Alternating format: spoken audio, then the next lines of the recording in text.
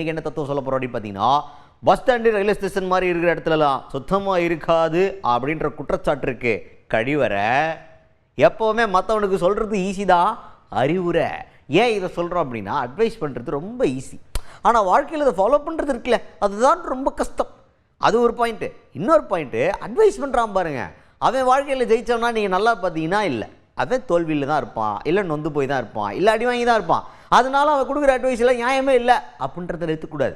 அதுலேயும் ஒரு பாயிண்ட் இருக்குது. என்ன அப்படின்னா, அவன் அடி வாங்கினதுனால தான் நமக்கு அந்த அடி விழுந்துடக்கூடாதுங்கிறதுக்காக அறிவுரை கொடுக்குறான். அந்த அறிவுரை கொடுக்கும்போது கேட்குறதுக்கு வந்துட்டு சொல்கிறதெல்லாம் ஈஸியாக செஞ்சு பார்க்குறதா கஷ்டம் அப்படின்ற மாதிரி இருக்கும். அவன் அந்த மாதிரி பண்ண முடியாமல் தோற்று போனதுனால தான், தம்பி நான் தோற்று போயிட்டேன், நீயாவது அந்த தப்பு பண்ணாமல் ஜெயிச்சிரு அப்படின்றதுக்காக அறிவுரை கொடுக்கறதுக்கான வாய்ப்புகள் இருக்குது. இப்படி எடுத்துக்கலாம். ஸோ அறிவுரை சொல்கிறது ஈஸி, பண்ணுறது கஷ்டம்தான். ஆனால் கஷ்டப்பட்டு பண்ணிட்டோன்னா வாழ்க்கையில் முன்னேறதுக்கான வாய்ப்பு இருக்குது. அதனால் அறிவுரைகளை உதாசீனப்படுத்தாமல் கேட்டுக்கங்க, முடிஞ்சால் அதை செஞ்சுருக்கேன். எப்போவும் எந்த ஏற்றங்களும் அட வேண்டாது.